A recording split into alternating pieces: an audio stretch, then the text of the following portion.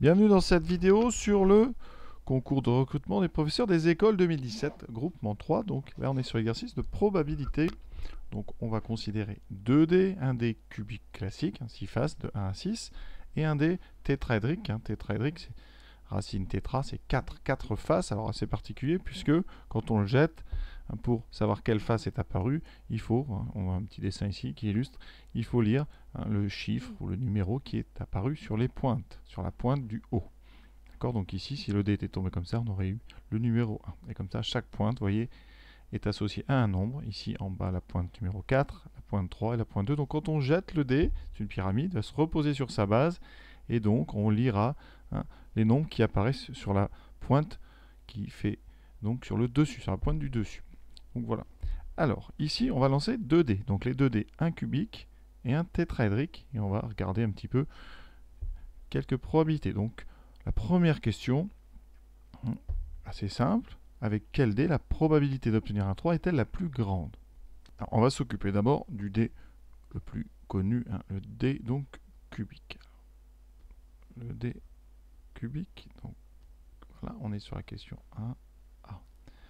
Alors, quand on jette un dé, chaque face a la même probabilité de tomber. Donc on dit qu'on est en situation d'équiprobabilité. Ça sera le même cas pour notre dé tétraédrique. Ici, l'univers d'un dé cubique, en général, on fait au départ une petite liste. Qu'est-ce qui peut arriver avec un dé cubique? 1, 2, 3, 4, 5 ou 6. Donc c'est les 6 événements élémentaires qui peuvent arriver. Avec votre dé tétraédrique, on va en parler tout de suite, comme ça sera fait.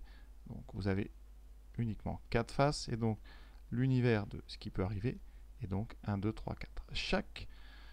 Chacune des faces d'un dé cubique a la même probabilité de sortir.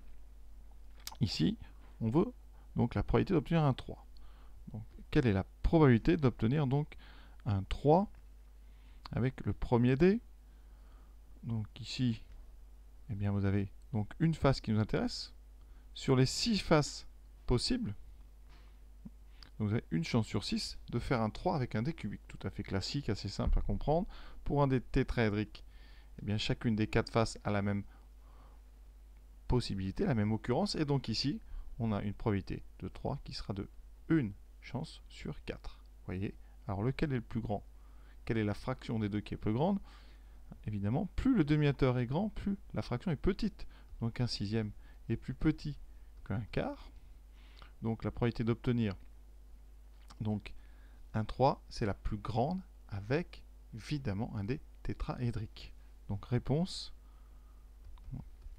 avec un tétra. Voilà, on va raccourcir le mot, sinon on va l'écrire beaucoup. Donc voilà. Deuxième question, la question 1B. Avec quel dé la probabilité d'obtenir un multiple de 3 est-elle la plus grande? Question à peu près du même style. On est toujours en situation donc d'équiprobabilité. Je vais l'écrire une fois quand même. Équiprobabilité. Donc la probabilité d'un événement, c'est le nombre de faces qui vont lui être associées divisé par le nombre de faces au total ici. Donc la probabilité pour que ça soit donc ici multiple de 3, eh bien, tout simplement, on regarde combien de multiples de 3 peuvent nous arriver. Donc, multiple de 3, vous avez 3 et vous avez 6. Donc, pour un dé cubique, vous aurez 2 événements élémentaires sur les 6. Donc, vous avez une chance, en simplifiant par 2, une chance sur 3. Donc, ça, c'est pour les dés cubiques. On va l'appeler ici P cubique. Ensuite, pour le tétraédrique, donc P ici, T, probabilité d'avoir un multiple de 3, on regarde, vous n'avez qu'un multiple de 3, c'est 3, donc vous avez une chance sur les 4, on a encore deux fractions avec un même numérateur, donc on va regarder, ici un 4 c'est plus grand que 3, donc un quart est plus petit que un tiers, donc évidemment cette fois-ci, la probabilité la plus grande, c'est donc celle qui donne un tiers, ce sera le dé cubique, donc le dé cubique, avec une chance sur 3, c'est-à-dire à peu près 0,33% et quelques de chance d'avoir un multiple de 3, alors qu'on n'a que 25% pour le dé cubique, pour le dé tétraédrique. Troisième question, un petit peu plus dur. Alors, quelle est la probabilité d'obtenir avec le dé à 4 faces un nombre supérieur ou égal au nombre obtenu avec le dé à 6 faces? Alors ça c'est plus difficile parce qu'il faut mettre en place quelque chose. Donc l'expérience qu'on met en place, c'est qu'on jette les deux dés en même temps. Et on va consigner les résultats dans un tableau. Un tableau à deux entrées une première entrée. Ici, en haut, je vais mettre le dé cubique. Et en ligne, je vais mettre le dé tétraédrique. Donc, ici, quelles sont les possibilités pour le dé cubique? C'est donc de 1 jusqu'à 6. 1, 2, 3, 4, 5, 6. On aura donc 6 colonnes. Dans le même temps, on aura 4 possibilités pour le dé tétraédrique. 1, 2, 3, 4. Il faut bien comprendre, les 2 dés sont indépendants, donc chacune des cases va correspondre à une possibilité de l'expérience et chacune va avoir la même probabilité. Vous avez autant de chances d'avoir un 1 et un 1 qu'un 2 et un 3, qu'un 3 et un 4. Voilà. Donc au total, donc, le nombre total de possibilités, on a 1, 2, 3, 4, 5, 6, 6 fois 4, on a 24 issues. Voilà, représentées chacune par une case. Et on va regarder dans ces 24 issues qui sont toutes équiprobables, chacune a la même probabilité d'arriver, quelles sont celles qui correspondent à la probabilité qu'on veut choisir. Donc l'événement qui nous intéresse, c'est donc un dé à 4 faces qui donne un nombre super égal au nombre avec le dé à 6 faces. Donc on va mettre ici, on va cocher tout simplement chaque case, chaque issue qui nous intéresse. Donc on va avoir un dé tétraédrique qui est super ou égal à un dé cubique. Donc on regarde avec le 1 ici. La seule façon d'avoir plus grand avec ou égal, c'est donc le 1. Parce qu'ici, par exemple, vous aurez un 1 et un 2, donc le 2 sera plus grand que le 1, donc ça ne répond plus à ce qu'on veut. Ensuite, on s'occupe d'un 2. Si le dé tétraédrique fait un 2, alors le dé cubique pourra faire un 1 ou un 2. Vous serez donc bien, ici on aura bien supérieur ou égal. Le ou égal est important. Si le dé tétraédrique donne un 3, alors pour le dé cubique, il vous restera comme possibilité 1, 2 ou 3, pas plus. Si le dé tétraédrique fait un 4, il vous reste 1, 2, 3 ou 4 comme possibilité. On compte. On a donc ici 1, 2, 3, 4, 5, 6, 7, 8, 9, 10. On a 10 issues qui nous intéressent sur les 24 au total. On est dans une situation, je répète, très importante d'équiprobabilité. 24 issues. Situation donc d'équiprobabilité. Voilà. Et donc, la probabilité qui nous intéresse, ça sera les 10 issues qui répondent à l'événement divisé par le nombre d'issues totales.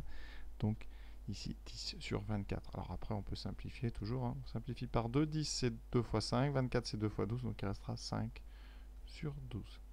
Donc, 5 douzièmes. Donc, voilà pour cette question 1C. Voilà, un petit peu plus élaborée parce qu'il y a quand même quelque chose à raconter. Maintenant, on passe donc à la question suivante qui va un petit peu être du même acabit parce que cette fois-ci, on va faire la somme des 2 dés. Donc, on va utiliser encore une fois un double tableau. Mais pour ici, donc, la somme, c'est-à-dire qu'on ne va pas s'intéresser aux issues juste de 2, on va faire la somme de ce qui tombe. Donc on va utiliser le même tableau, mais au lieu de mettre des croix, on va dans chaque case mettre la somme des deux faces.